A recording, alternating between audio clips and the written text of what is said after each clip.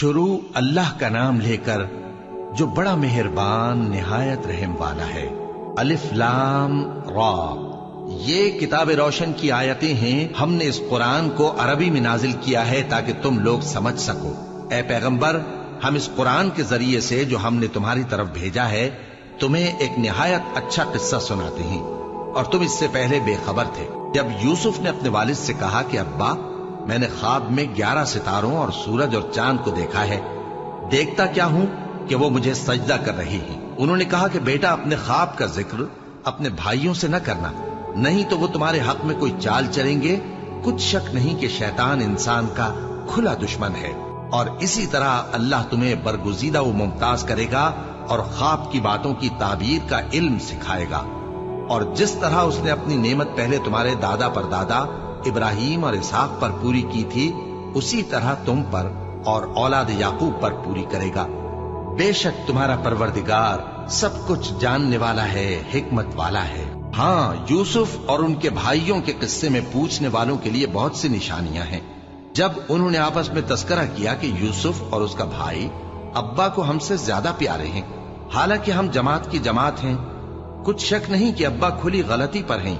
یوسف کو یا تو جان سے مار ڈالو یا کسی ملک میں پھینک آؤ، پھر ابا کی توجہ صرف تمہاری طرف ہو جائے گی، اور اس کے بعد تم نیک لوگوں میں ہو جاؤ گے۔ ان میں سے ایک کہنے والے نے کہا کہ یوسف کو جان سے نہ مارو، کسی اندھے کنویں میں ڈال دو کہ کوئی راہگیر اسے نکال کر کسی دوسرے ملک میں لے جائے گا۔ اگر تم کو کرنا ہی ہے تو یوں کرو۔ یہ مشورہ کر کے وہ اپنے والد سے کہنے لگے کہ ابا جان، کیا سبب ہے کہ آپ یوسف کے بارے میں ہمارا اعتبار نہیں کرتے؟ حالانکہ ہم اس کے خیر خواہ ہیں، کل اسے ہمارے ساتھ بھیج دیجئے کہ خوب میوے کھائے اور کھیلے کودے، ہم اس کے نگہبان ہیں۔ انہوں نے کہا کہ یہ امر مجھے غمناک کیے دیتا ہے کہ تم اسے لے جاؤ، یعنی وہ مجھ سے جدا ہو جائے، اور مجھے یہ بھی خوف ہے کہ تم کھیل میں اس سے غافل ہو جاؤ اور اسے بھیڑیا کھا جائے۔ وہ کہنے لگے کہ اگر ہماری موجودگی میں کہ ہم ایک طاقتور جماعت ہیں اسے بھیڑیا کھا گیا تو ہم بڑے نقصان میں پڑ گئے۔ غرض جب وہ اس کو لے گئے اور اس بات پر اتفاق کر لیا کہ اس کو اندھے کنویں میں ڈال دیں، اور ہم نے یوسف کی طرف وحی بھیجی کہ ایک وقت ایسا آئے گا کہ تم انہیں ان کے اس سلوک سے آگاہ کرو گے، اور ان کو اس وحی کی کچھ خبر نہ ہوگی۔ اور یہ حرکت کر کے وہ رات کے وقت باپ کے پاس روتے ہوئے آئے، کہنے لگے کہ ابا جان، ہم تو دوڑنے اور ایک دوسرے سے آگے نکلنے میں مصروف ہو گئے اور یوسف کو اپنے اسباب کے پاس چھوڑ گئے تو اسے بھیڑیا کھا گیا، اور آپ ہماری بات کو گو ہم سچ ہی کہتے ہیں باور نہیں کریں گے۔ اور ان کے کرتے پر جھوٹ موٹ کا لہو بھی لگا لائے۔ یعقوب نے کہا کہ یوں نہیں ہے، بلکہ تم اپنے دل سے یہ بات بنا لائے ہو۔ اچھا، صبر کہ وہی خوب ہے، اور جو تم بیان کرتے ہو اس کے بارے میں اللہ ہی سے مدد چاہیے۔ اور اب اللہ کی شان دیکھو کہ اس کنویں کے قریب ایک قافلہ آوارد ہوا اور انہوں نے پانی کے لیے اپنا سقا بھیجا، تو اس نے کنویں میں ڈول لٹکایا، یوسف اس سے لٹک گئے۔ وہ بولا، زہے قسمت، یہ تو ایک لڑکا ہے، اور اس کو قیمتی سرمایہ سمجھ کر چھپا لیا۔ اور جو کچھ وہ کرتے تھے اللہ کو خوب معلوم تھا، اور انہوں نے اس کو تھوڑی سی قیمت یعنی مادود چند درہموں پر بیچ ڈالا، اور وہ اس سے بیزار ہو رہے تھے۔ اور مصر میں جس شخص نے اس کو خریدا، اس نے اپنی بیوی سے جس کا نام زلیخا تھا کہا کہ اس کو عزت و اکرام سے رکھو، عجب نہیں کہ یہ ہمیں فائدہ دے یا ہم اسے بیٹا بنا لیں۔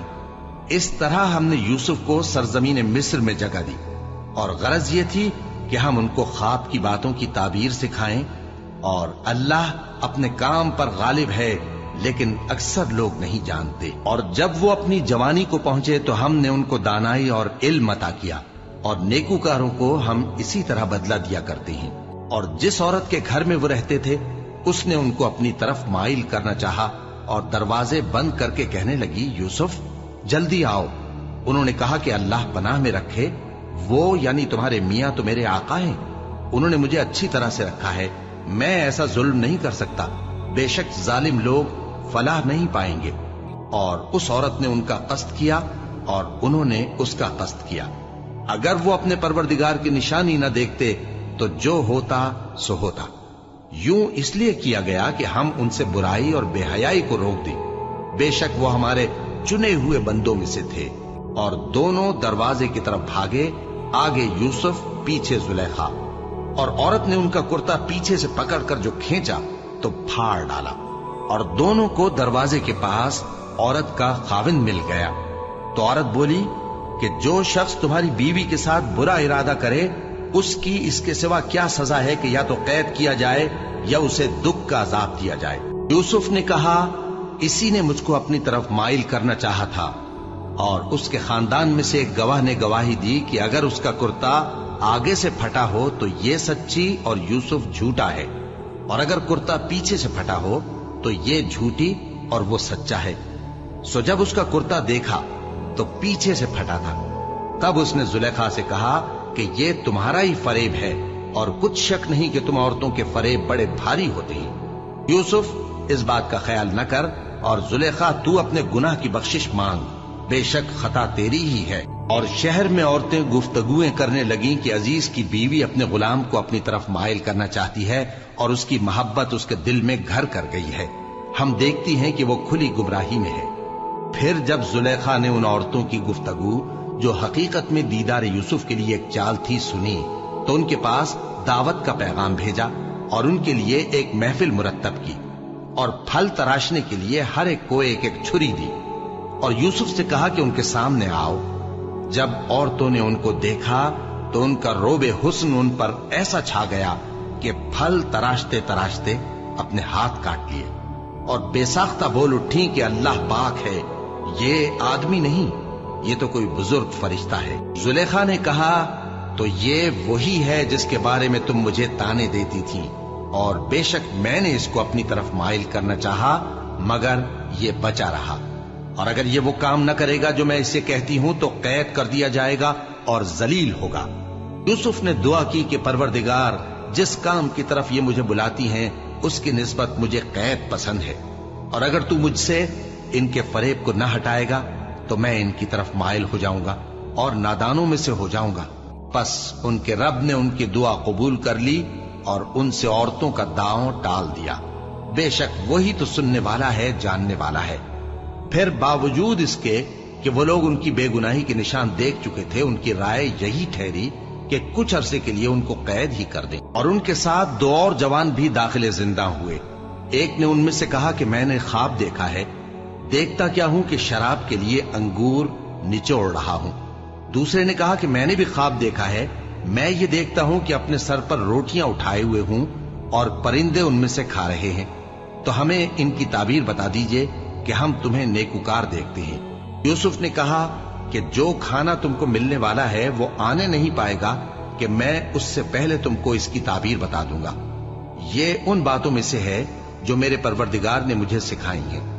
जो लोग अल्लाह पर ईमान नहीं लाते और आखिरत का इनकार करते हैं, मैंने उनका मजहब छोड़ दिया है और मैं अपने बाप दादा इब्राहिम और इसहाक और याकूब के मजहब पर चलता हूं। हमें शाया नहीं है कि किसी चीज को अल्लाह के साथ शरीक बनाए। ये अल्लाह का फजल है हम पर भी और लोगों पर भी, लेकिन अक्सर लोग शुक्र नहीं करते। ऐ मेरे कैद खाने के रफीको, भला कई जुदा जुदा आका अच्छे या अल्लाह जो अकेला है सब पर गालिब है। जिन चीजों की तुम अल्लाह के सिवा परस्तिश करते हो वो सिर्फ नाम ही नाम है जो तुमने और तुम्हारे बाप दादा ने रख लिए हैं।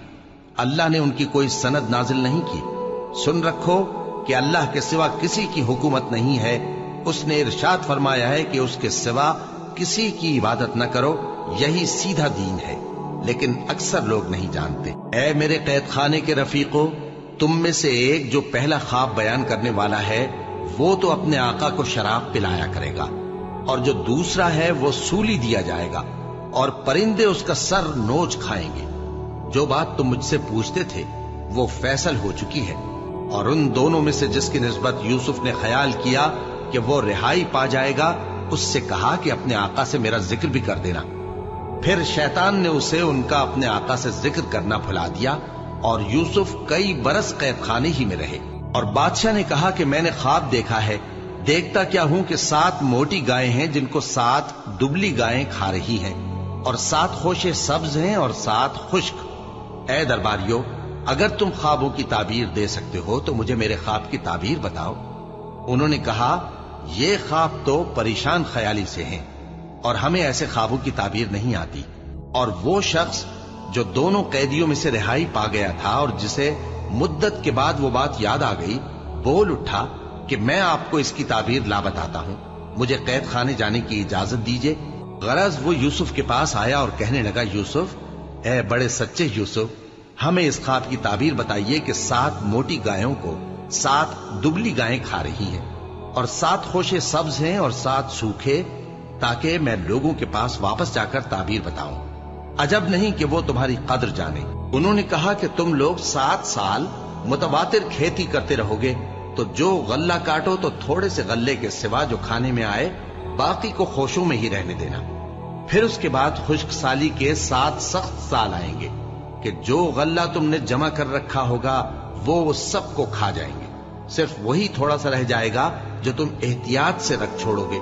फिर उसके बाद एक ऐसा साल आएगा कि खूब मेंह बरसेगा और लोग उसमें रस निचोड़ेंगे। और ये ताबीर सुनकर बादशाह ने हुक्म दिया कि यूसुफ को मेरे पास ले आओ। सो जब कासिद उनके पास गया तो उन्होंने कहा कि अपने आका के पास वापस जाओ और उससे पूछो कि उन औरतों का क्या हाल है जिन्होंने अपने हाथ काट लिए थे। बेशक मेरा परवरदिगार उनके फरेब से खूब वाकिफ है। बादशाह ने औरतों से पूछा कि तुम्हारा क्या किस्सा था जब तुमने यूसुफ को अपनी तरफ माइल करना चाहा।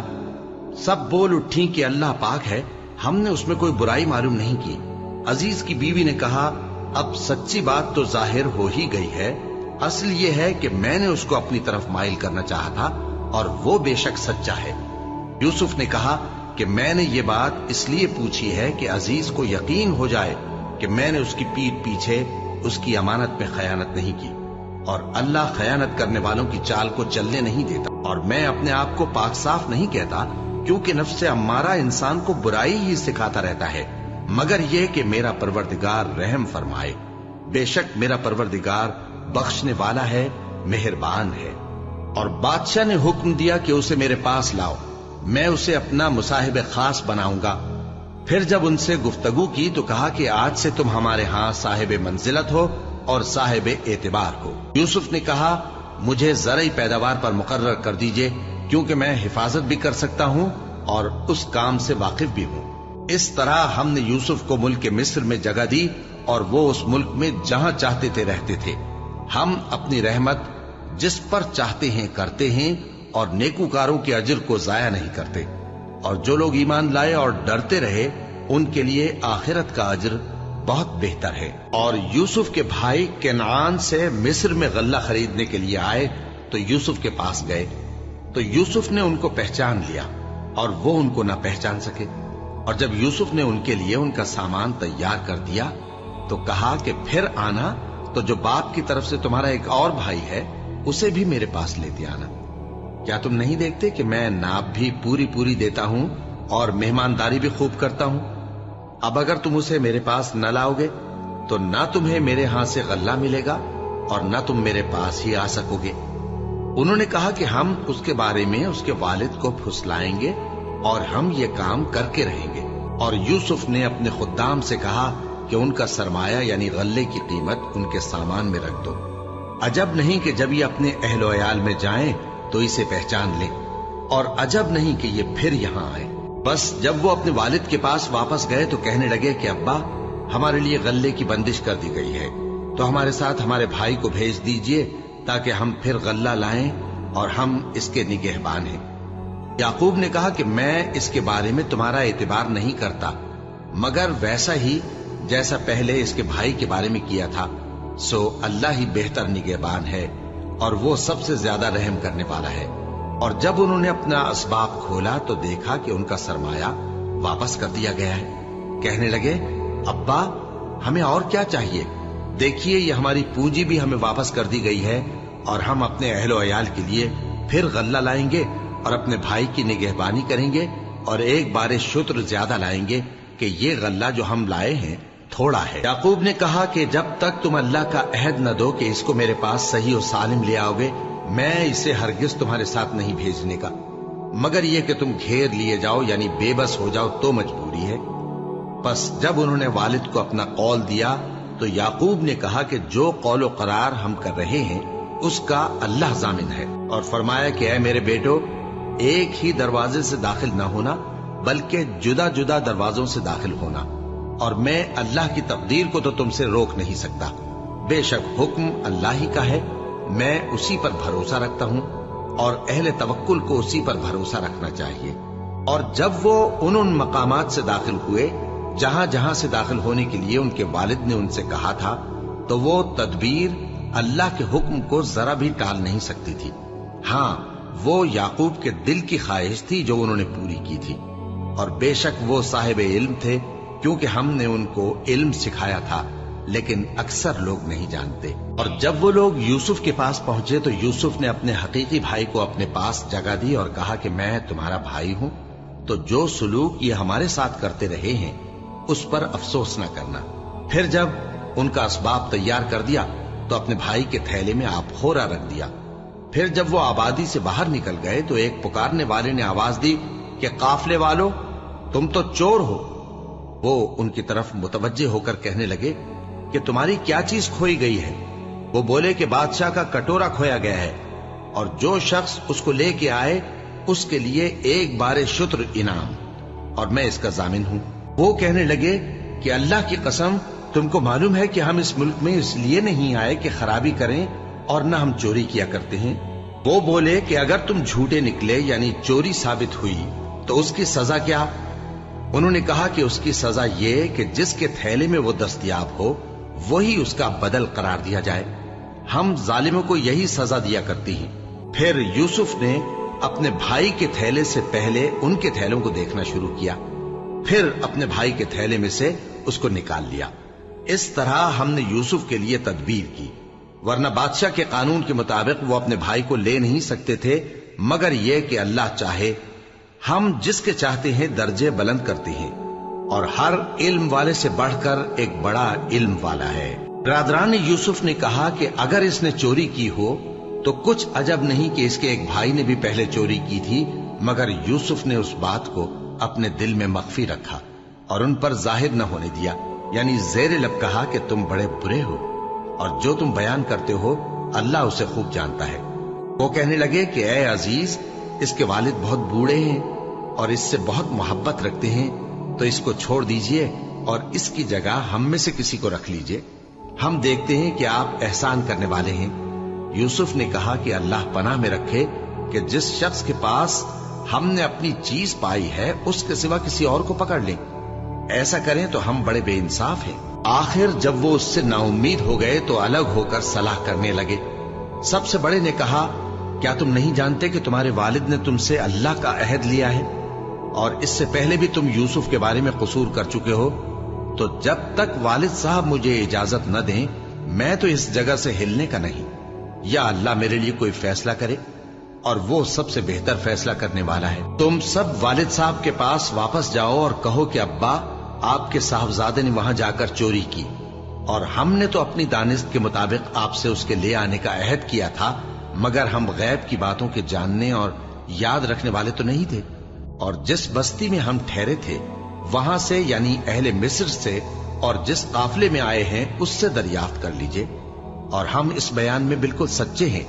جب انہوں نے یہ بات یعقوب سے آ کر کہی تو انہوں نے کہا کہ حقیقت یوں نہیں ہے، بلکہ یہ بات تم نے اپنے دل سے بنا لی ہے، تو صبر ہی بہتر ہے. عجب نہیں کہ اللہ ان سب کو میرے پاس لے آئے. بے شک وہ علم والا ہے، حکمت والا ہے. اور ان کے پاس سے چلے گئے اور کہنے لگے کہ ہائے افسوس یوسف پر، ہائے افسوس.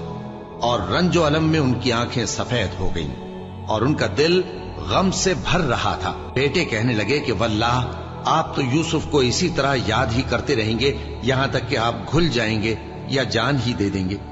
انہوں نے کہا کہ میں تو اپنے غم و اندوہ کا اظہار اللہ سے کرتا ہوں، اور اللہ کی طرف سے وہ باتیں جانتا ہوں جو تم نہیں جانتے. اے بیٹو، یوں کرو کہ ایک دفعہ پھر جاؤ اور یوسف اور اس کے بھائی کو تلاش کرو، اور اللہ کی رحمت سے نا امید نہ ہونا کہ اللہ کی رحمت سے تو کافر لوگ ہی نا امید ہوا کرتے ہیں. پھر جب وہ یوسف کے پاس گئے تو کہنے لگے کہ اے عزیز، ہمیں اور ہمارے اہل و عیال کو بڑی تکلیف ہو رہی ہے، اور ہم یہ تھوڑا سا سرمایہ لائے ہیں، آپ ہمیں اس کے عوض پورا غلہ دے دیجئے اور ہم پر خیرات کیجئے کہ اللہ خیرات کرنے والوں کو ثواب دیتا ہے.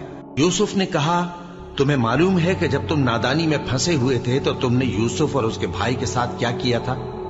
وہ بولے کیا واقعی تم ہی یوسف ہو؟ انہوں نے کہا ہاں میں یوسف ہوں، اور بن یامین کی طرف اشارہ کر کے کہنے لگے یہ میرا بھائی ہے، اللہ نے ہم پر بڑا احسان کیا ہے، جو شخص اللہ سے ڈرتا اور صبر کرتا ہے تو اللہ نیکوکاروں کا اجر ضائع نہیں کرتا۔ وہ بولے اللہ کی قسم اللہ نے تم کو ہم پر فضیلت بخشی ہے اور بے شک ہم خطاکار تھے۔